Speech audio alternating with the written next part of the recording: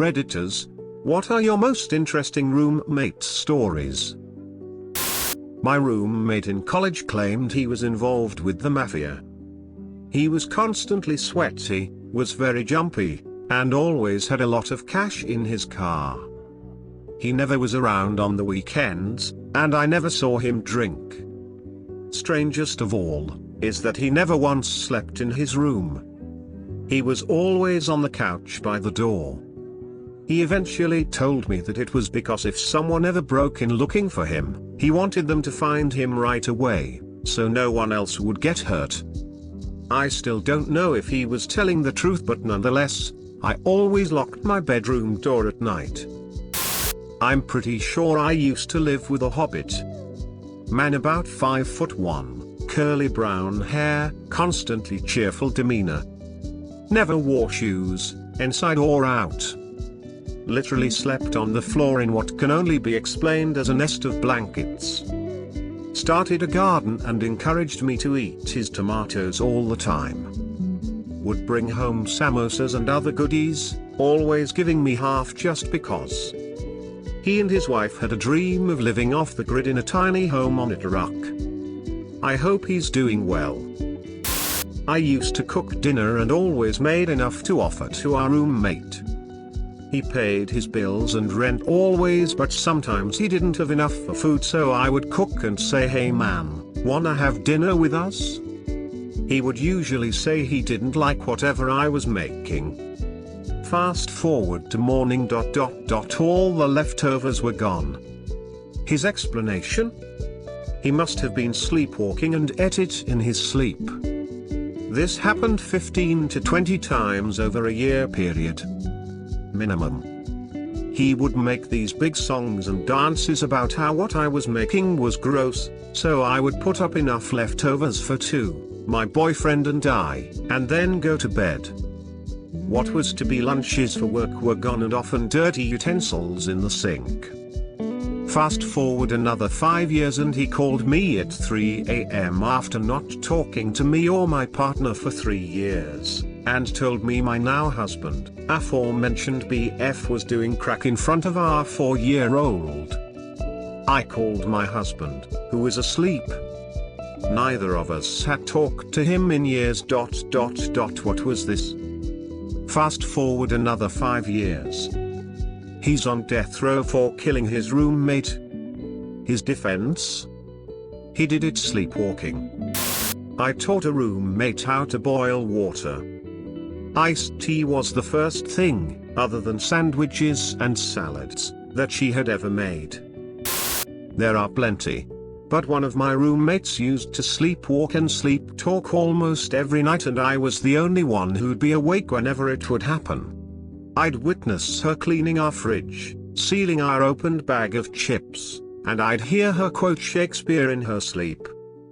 What made her go back to bed was me asking her to sleep, and she'd look at me and close her eyes.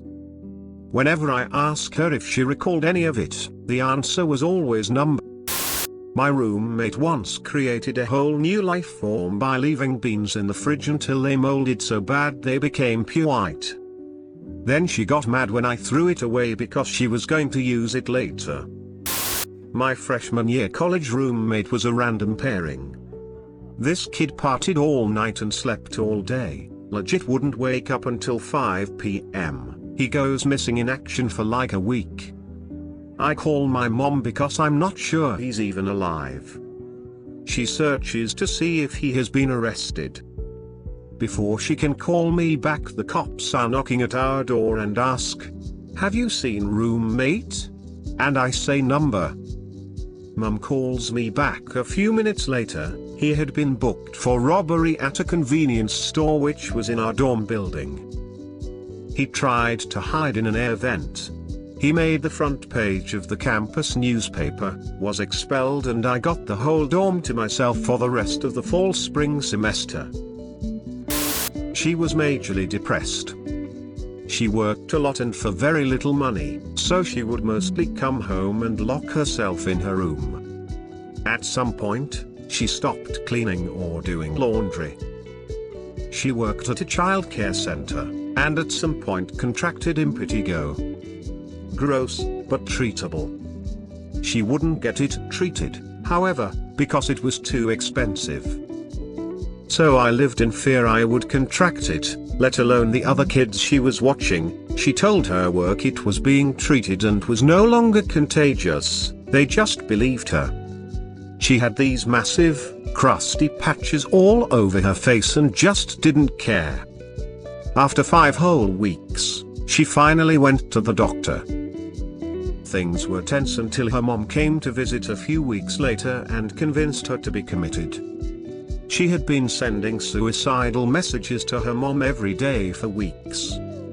Her mom paid her rent for the next 3 months until the lease was up, and she moved back home. Never spoke again. Hope she is doing better. I once had a roommate for about 5 years who was literally, not figuratively, a darn genius and also an insanely good person.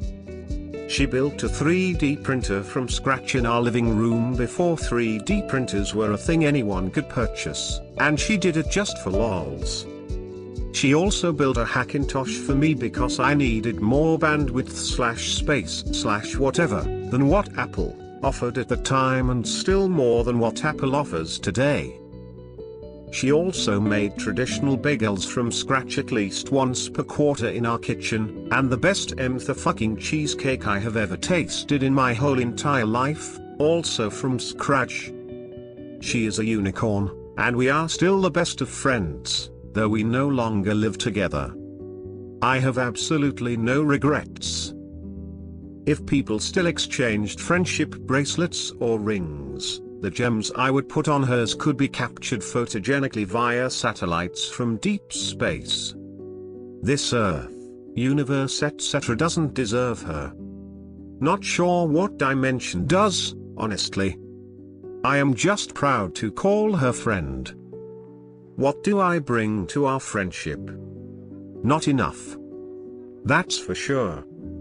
First and foremost, upon our first meeting, I was honest and kind. It is amazing how often people discount and write off people because they don't fit an archetype. My dearest friend, the genius who is also an amazing baker, is one of the kindest people I have ever met. We are both word game nuts and I kick her ass in word games quite often. I have also helped her via my areas of expertise and we make each other laugh uproariously. We've been friends for about 15 years. Friends are the family you make for yourself, so choose wisely and with an open heart. Assume nothing about the people you meet. Instead, be patient and kind and you will eventually learn everything that truly matters about a person and also yourself. I had a college roommate who was obsessed with CSI.